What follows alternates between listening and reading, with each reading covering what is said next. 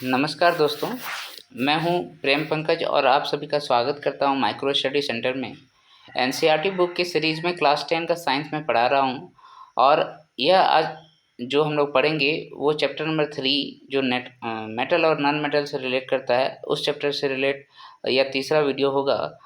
तो आज का क्लास मैं शुरू करता हूं और मैं बताऊंगा इसमें कि मेटल और नॉन मेटल किस तरीके से एग्जिस्ट करता है हमारे अर्थ में। ओके।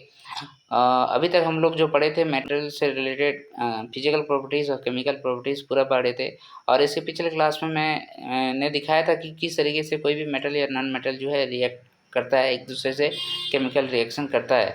और उसके लिए मैंने बताया था कि जो लास्ट सेल होता है उसमें जो नंबर ऑफ़ इलेक्ट्रॉन्स होते हैं वो डिपेंड करता है कि वो इलेक्ट्रॉन को लॉस करेगा या फिर गेन करेगा। How many numbers are there in last cell. Okay, उसके बेस पे ये सारा काम होता है। तो चलिए आज का मैं जो चैप्टर शुरू करूँगा उसमें सबसे पहले आप यहाँ पर देखेंगे कि क्वेश्चंस क्या क्या रहता है। जैसे यहाँ पर क्वेश्चंस है, define the following terms. Minerals किसको कहते हैं, और किसको कहते हैं, गैंग किसको कहते हैं। ओके, तो सेकेंड क्वेश्चन आप देखेंगे, name 2 metals which are found in nature in free state. तो फ्री स्टेट में कौन कौन मेटल्स पाए जाते हैं अर्थ क्रस्ट में, वो आपको जानना है।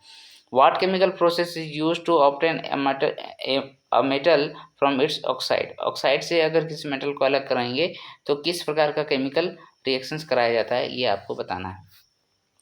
तो ये 3 क्वेश्चंस है जिसका आंसर अभी आपको आज के क्लास में मिलेगा। तो चलिए आज का क्लास शुरू करते हैं और मैं आपको बताऊंगा कि सबसे पहले हमारे अर्थ में जो मेटल एग्जिस्ट करते हैं वो किस फॉर्म में एग्जिस्ट करते हैं। ओके, यहाँ पर देखिए, हमने लास्ट क्लास में आयनिक कंपाउंड्स वगैरह बता दिए थे ना, उसका हाई मेल्टिंग पॉइंट वगैरह क्यों होता है ये भी बता दिया था। तो देखिए हमारे अर्थ क्रस्ट में अकरेंस ऑफ मेटल्स है वो किस तरीके से है। The earth crust is major source of metals. Major source of metals जो होता है वो क्या है, हमारा अर्थ क्रस्ट। अर्थ क्रस्ट मतलब समझ रहे हैं, हमारा अर्थ का जो सबसे ऊपरी वाली भाग है वही भाग जो उसी को हम लोग क्रस्ट कहते हैं। पूरे अर्थ को बेसिकली 3 भागों में डिवाइड किया गया है। क्रस्ट हो गया, है ना, यहाँ कोर हो गया और अंदर में एकदम कोर हो गया, और बीच वाला भाग को मेंटल कहते हैं, हम लोग मेंटल कहते हैं। तो इस तरीके से अर्थ का जो सबसे ऊपर वाला भाग है क्रस्ट, उसी में जो है क्या रहता है, वो मेटल्स रहते हैं। ओके, इवन सी वाटर में भी जो है हमारा कुछ सॉल्युबल सॉल्ट्स होते हैं जिसमें हमें कुछ मेटल्स मिल जाते हैं। जैसे सोडियम क्लोराइड होता है, और आपको पता है सोडियम जो है मेटल्स है, मैग्नीशियम क्लोराइड है, ये सभी सी वाटर में पाए जाते हैं ज़्यादातर। ओके, द एलिमेंट्स और compounds which occurs naturally in the earth crust are known as minerals. तो नेचुरली हमें जो अर्थ क्रस्ट में एलिमेंट्स और कंपाउंड्स मिल रहे हैं उनको हम लोग मिनरल्स कहते हैं, जितने सारे मिलते हैं। ठीक है, ये सोडियम क्लोराइड हो गया, मैग्नीशियम क्लोराइड हो गया, फिर हेमेटाइट, मैग्नेटाइट। ओके, ये सभी जो हैं मिनरल के नाम हैं, वो सभी पाए जाते हैं हमारे अर्थ क्रस्ट में। सीडेराइट। ओके, तो इन सभी का पाया जाना अर्थ क्रस्ट में, और इनका जो नाम है उनको हम लोग क्या बोलेंगे, मिनरल बोलेंगे। तो यहाँ से एक क्वेश्चन आपको मिला कि मिनरल किसको बोला जाता है, तो ये आप यहाँ से इसका डेफिनेशन याद रख लेंगे। द एलिमेंट्स और compounds which occurs naturally in the earth crust, है ना, आर नॉन एज मिनरल्स। इसको हम लोग क्या बोल रहे हैं, मिनरल्स बोल रहे हैं। नेक्स्ट आते हैं, at some places minerals contains a very high percentage of particular metal and the metal can be profitably extracted from it। यानी कि दोज मिनरल्स जिनसे हम फ़ायदे तरीके से, ठीक है, जहाँ पर प्रॉफिट हो और हम लोग उस मिनरल से अगर हम लोग मेटल को एक्सट्रैक्ट कर रहे हैं, तब हम लोग उस मिनरल को क्या बोलेंगे, और बोलेंगे। क्या बोलेंगे, और बोलेंगे। यानी कि यहाँ पर आप और मिनरल में डिफरेंस क्या देख रहे हैं, और भी मिनरल्स है, लेकिन मिनरल्स उस प्रकार के मिनरल्स हैं जिससे हम मेटल को एक्सट्रैक्ट कर रहे हैं और प्रॉफिटेबल वे में एक्सट्रैक्ट कर रहे हैं। कहने का मतलब, जैसे सपोज आपके पास कोई एक मिनरल है फर्स्ट मिनरल को लेते हैं। इसमें मान लो कि जो भी मेटल मैं एक्सट्रैक्ट करना चाहता हूँ उसमें जो मिनरल है, मिनरल के साथ बहुत सारे इम्प्योरिटीज़ वगैरह भी रहते हैं। तो मेटल जो है सपोज़ यहाँ पर 80% है, ओके, और इम्प्योरिटीज़ वगैरह जो हमको नहीं चाहिए वो 20% है। एक सेकेंड मिनरल लेते हैं, इसी सेकेंड मिनरल्स में ये जो मेटल है हमारा, है ना, वो मेटल का यहाँ सपोज़ 60% का कंसंट्रेशन है और इम्प्योरिटीज़ वगैरह का 40% कंसंट्रेशन है। तो बताओ आप किससे मेटल को निकालना चाहते हैं? ये 80% जहाँ पर मेटल आपको मिलेगा वहाँ, या फिर 60% जहाँ मिलेगा वहाँ? तो ऑब्वियस बात है जहाँ पर 80% है वहाँ पर मिलेगा। तो ये वाला पोर्शन जो है वो क्या है? प्रॉफिटेबल है, प्रॉफिटेबल है। तो इस तरीके से जिन मिनरल्स से हम मेटल निकालेंगे और जिन मिनरल्स को से हम लोग मेटल नहीं निकालेंगे, है ना, वो दोनों ही मिनरल्स है, लेकिन जिनसे हम निकाल रहे हैं प्रॉफिटेबल वे में, दैट इज़ नॉन एज ओर, और इसीलिए इसका नाम क्या हो जाएगा? ओर हो जाएगा। क्लियर है? समझ में आ गया बात? और भी बहुत सारे कंडीशंस हैं, यहाँ तो मैंने केवल कंसंट्रेशन को बताया है। अब यहाँ पर देखते हैं हम लोग एक्सट्रैक्शन ऑफ मेटल्स। हमने अभी तक जो है रिएक्टिविटी सीरीज़ देखा है। इस रिएक्टिविटी सीरीज़ में हमने देखा कि मेटल्स जो हैं डिफरेंट तरीके से डिफरेंट कंडीशंस में रिएक्ट करता है।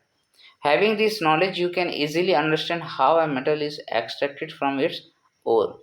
इसके ओर से किस तरीके से हम लोग मेटल्स को एक्सट्रैक्ट करेंगे, इस रिएक्टिविटी सीरीज को जानने से पता चल जाएगा। Some metals are found in the earth crust in free state. बहुत सारे मेटल्स आपको फ्री स्टेट में मिलेगा। तो फ्री स्टेट में कौन मिलेगा? जो रिएक्टिविटी सीरीज में सबसे नीचे होगा, जो रिएक्ट सबसे कम करता है, वो फ्री स्टेट में पाया जाएगा। Some are found in the form of their compound, और कुछ रिएक्शंस करके अपना कंपाउंड बना के रहते हैं। Okay, the metals at the bottom of the activity series are least reactive, they are often found in free state.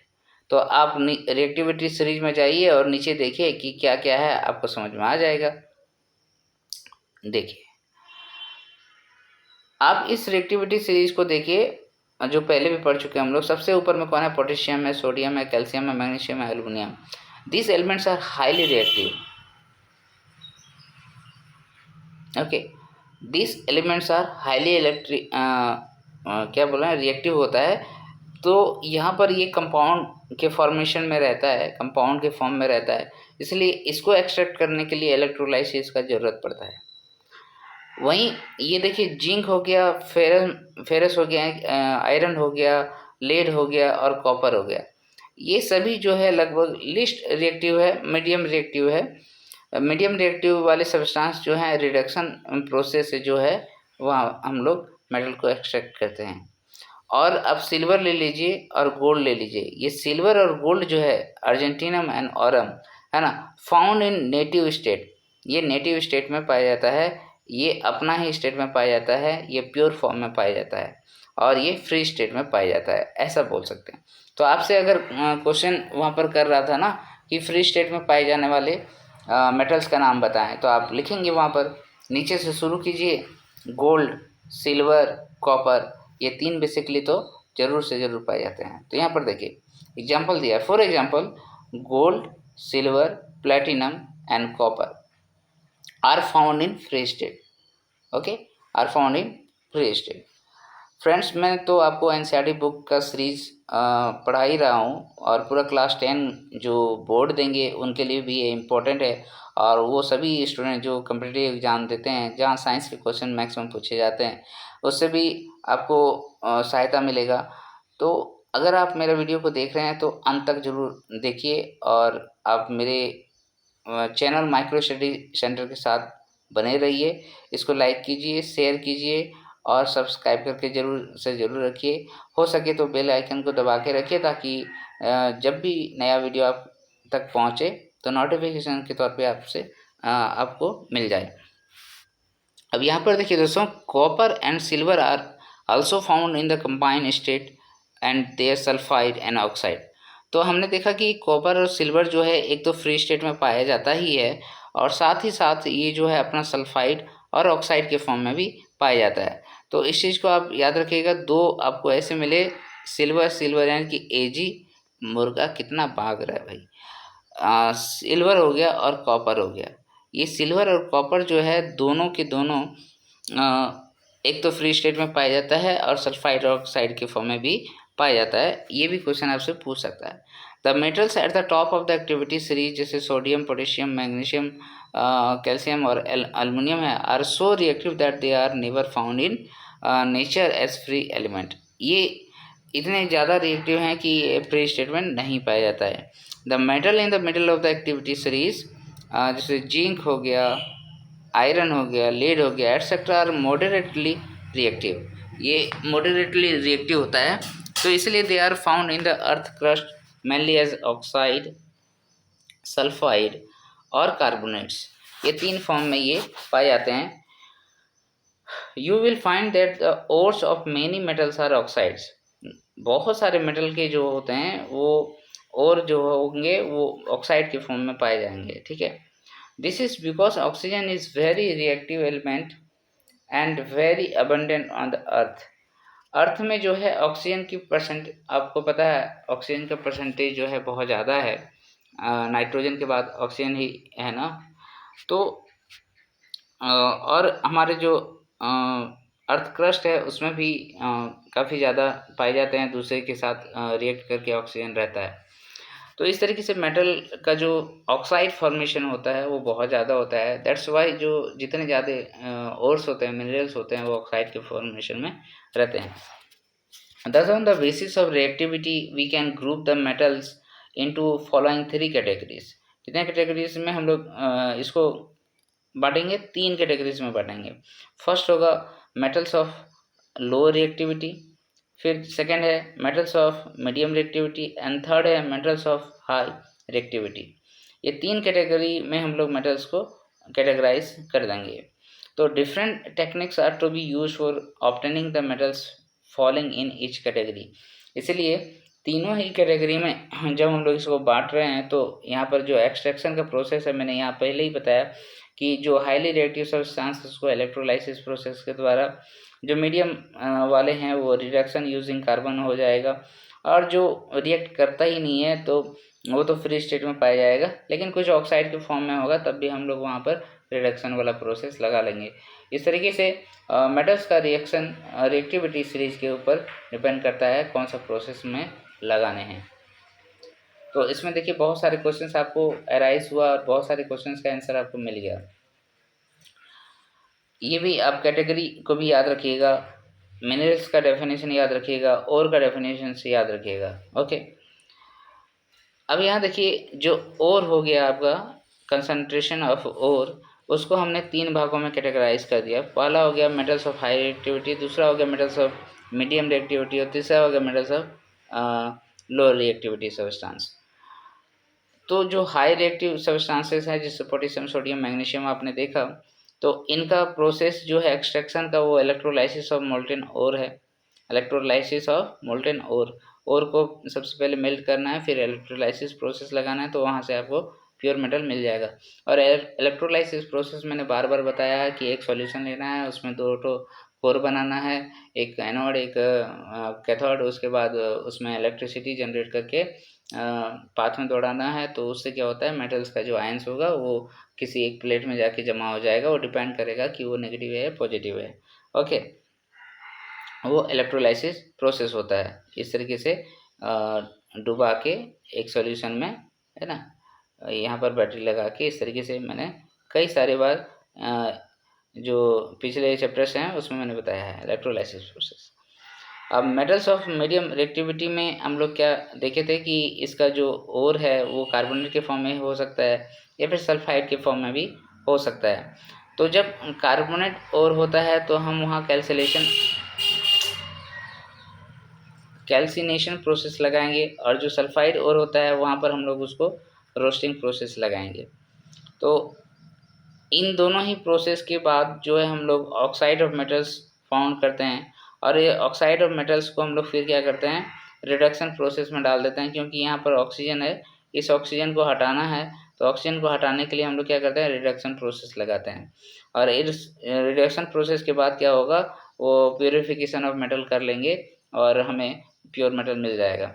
तो सबसे ज़्यादा प्रोसेस मुझे इसमें करना पड़ रहा है, मीडियम वाले में। ओके, फिर लोअर रिएक्टिविटी सब्सटेंस जो होता है वो सल्फाइड ओर्स होते हैं। तो सल्फाइड ओस्ट और जो होता है उसको हम लोग क्या करते हैं, रोस्ट करते हैं। तो यहाँ पर भी रोस्टिंग करेंगे। रोस्टिंग के बाद जो है मेटल मुझे मिल जाएगा और फिर उसको थोड़ा सा रिफाइन कर देंगे तो हमको अच्छे तरीके से मेटल्स प्योर फॉर्म में मिल जाएगा।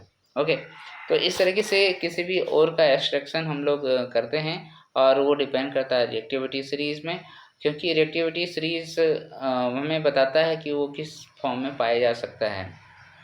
ओके, वो एक दो दिन का ये काम तो नहीं है। रिएक्टिविटी सीरीज तो साइंटिस्ट लोगों ने जो भी बनाया है वो कई दिनों का मेहनत है लैब में। ओके,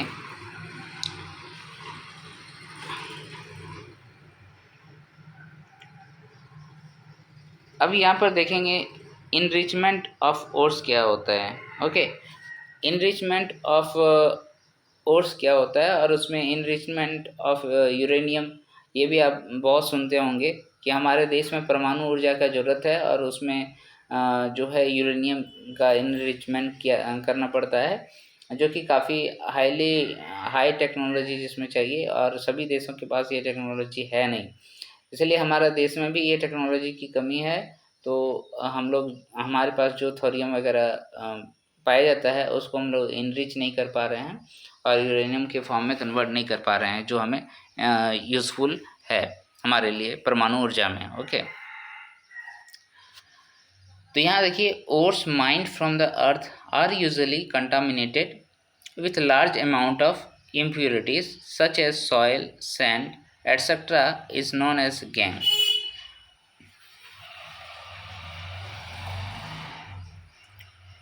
यहाँ काफ़ी ज़्यादा गाड़ियाँ चल रही है आज। तो गैंग जो है वो, गैंग का डेफिनेशन यहाँ पर मिल गया। क्या मिला आपको कि ores mined from the earth are usually contaminated with large amount of impurities such as soil, sand etcetera is known as और कॉल्ड गैंग।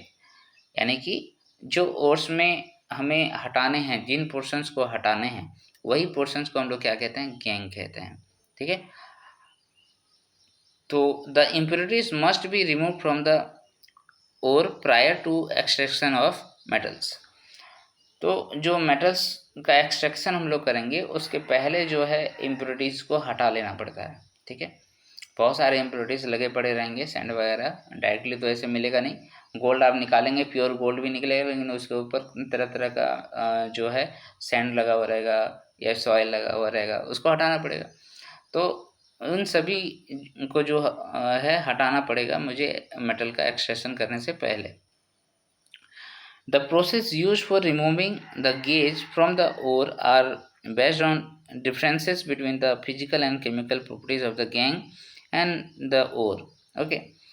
अब यहाँ पर क्या होता है कि जो प्रोसेस हम लोग लगाएंगे इम्प्योरिटीज़ को हटाने के लिए, गैंग को हटाने के लिए, तो वो डिपेंड करेगा कि वो जो गैंग है, ओके, जो गैंग है और जो आपका ओर है उसका फिजिकल प्रॉपर्टीज़ क्या है और उसका केमिकल प्रॉपर्टीज़ क्या है। दोनों का फिजिकल और केमिकल प्रॉपर्टीज़ के ऊपर डिपेंड करेगा कि हमें कौन सा प्रोसेस लगाने होंगे। सपोज किसी मिनरल में आपको क्या मिला, ये आयरन का एग्जांपल ले लेते हैं, आयरन मिला। तो इस आयरन को हटाने के लिए हम लोग क्या करेंगे, एक चुंबक लाएंगे, उस चुंबक से हम लोग आराम से आयरन को अलग कर लेंगे इम्प्योरिटीज से। ठीक है, तो इस तरीके से उसका फिजिकल और केमिकल प्रॉपर्टीज क्या है पूरा पूरा उसी के ऊपर डिपेंड करेगा कौन सा प्रोसेस हमें लगाने हैं। तो देखिए दोस्तों, ये चैप्टर तो थोड़ा सा लंबा है, तो इतना सारा एक ही क्लास में हो नहीं पाएगा। अभी तक आप यहीं तक रखिए, जिसमें हम लोग क्या क्या देखे, हम लोग देखे कि मेटल्स में मिनरल की फॉर्म में जब होता है तो किस तरीके से वो रहेगा, ओर्स क्या होते हैं, फिर हमने देखा गैंग क्या होता है, और हमने देखा कि प्रोसेस क्या क्या हम लोग लगा सकते हैं प्योर मेटल को एक्सट्रैक्ट करने के लिए। अंत तक मेरे वीडियो से आप जुड़े रहिए दोस्तों। आपको पूरा एनसीईआरटी बुक का सीरीज जो है क्लास 10 का ख़त्म हो जाएगा यहाँ पर साइंस का। डेली एक वीडियो तो ला ही रहा हूँ और ये रुकेगा नहीं, थमेगा नहीं, चलते रहेगा। और जितने भी चैप्टर हैं वो सभी क्लियर हो जाएगा, चाहे केमिस्ट्री का हो, फिजिक्स का हो, चाहे बायोलॉजी का हो। ओके। अगर मेरा वीडियो आप अभी भी देख रहे हैं तो ज़रूर से ज़रूर मेरा वीडियो को लाइक कर दें, शेयर कीजिए ज़्यादा से ज़्यादा, ताकि मेरे पास ज़्यादा से ज़्यादा सब्सक्रिप्शन आए और मेरा मोटिवेशन बना रहे और मुझे लगे कि हाँ, मैं वीडियो जो बना रहा हूँ आप तक उपयोगी हो रहा है आप सभी के लिए। ठीक है दोस्तों, तब तक नेक्स्ट वीडियो मैं जब लेके आ रहूँगा, तब तक के लिए धन्यवाद आप सभी का। जोहार, जय हिंद।